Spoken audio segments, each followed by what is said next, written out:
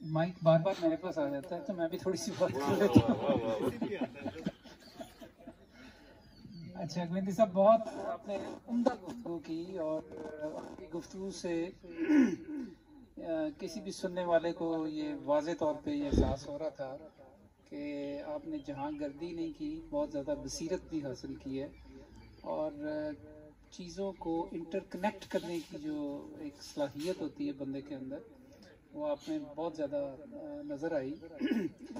मैं एक छोटा सा नुक्ता, जो मेरी सोच है, ये जो मसला डिस्कस हो रहा है अभी के इल्म और अदब, मैं जब ग्रीक्स जो फिलोसफर्स थे उनके बारे में जब पढ़ता हूँ, चाहे वो अरिस्टोटल था या सोक्रेटिस था या जितने भी ये लोग थे,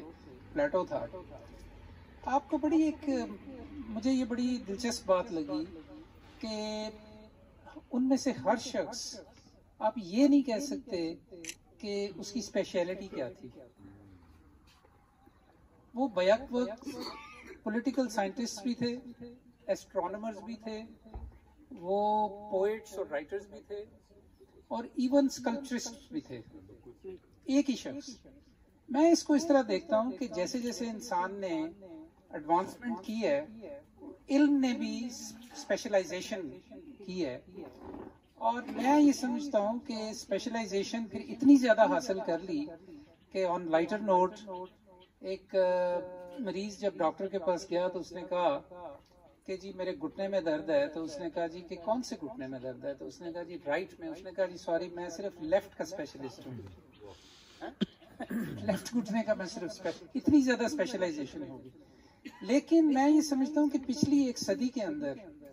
खास तौर पे ये जो ग्लोबलाइजेशन का जो सारा एक पूरा कॉन्सेप्ट है, इंटरकनेक्टेडनेस जो बड़ी है, उसमें एक बड़ी ज़बरदस्त तब्दीली आई है जिसको हम ज़्यादा उसके ऊपर बात नहीं करते या उसको आर्टिकुलेट नहीं करते। वो ये है कि लोग, इंसान को ये एहसास हुआ है कि असल बसीरत जो है वो इंटरडिसिप्लिनरी है। असल इंसानी विजडम जो है वो उस वक्त पैदा होती है कि जब मुख्तलिफ अलूम की जो स्ट्रीम्स हैं वो जब आपस में मिलती हैं तो फिर वहां से विजडम पैदा होती है। तो लिहाजा अगर आप, अभी इन्होंने वेस्ट का जिक्र किया, तो आप वेस्टर्न जो मास्टर्स लेवल की एजुकेशन है ना जी, इस वक्त मैंने इस पर थोड़ा सा गौर किया है। आज से 20 साल पहले चले जाएं तो बड़े स्पेशलाइज्ड मास्टर्स थे, लेकिन अब इन यूनिवर्सिटीज के अंदर जो अच्छी यूनिवर्सिटीज हैं, ये इंटरडिसिप्लिनरी मास्टर्स सबसे ज्यादा पॉपुलर है। Political science and philosophy, economics and psychology, right, even medicine and arts को लोग इकट्ठा कर रहे हैं। इसलिए कि इंसान को ये एहसास हुआ है over a period of time कि इल्म जो है वो किसी की एक तो मिरास नहीं होती, दूसरा ये कि इल्म स्पेशलाइज्ड होके अकेला भी हो जाता है, वो उसका कॉन्टेक्स्ट लूज कर देता है।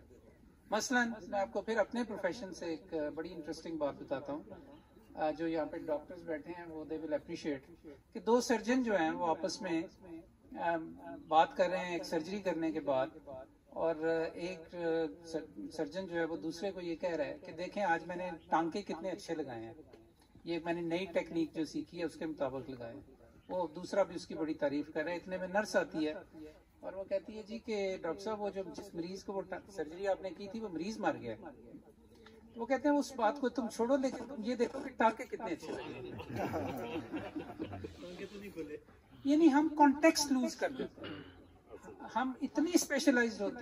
हो जाते हैं अपने इल्म में कि उसका जो तनाजुर है वो कहीं खो जाता है और हम उसकी तफसील में गुम हो जाते हैं और अपने आप को समझते हैं कि हम बहुत बड़े स्पेशलिस्ट बन गए हैं।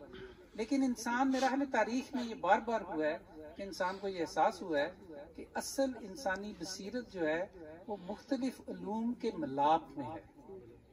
और हमारे जो सूफीज थे वो उनकी ये सरिश्त थी। सॉरी, मैं बात बड़ी लंबी हो गई, लेकिन मैं इस पे अपना एक नुक्ता नज़र ये रखना चाहता हूँ।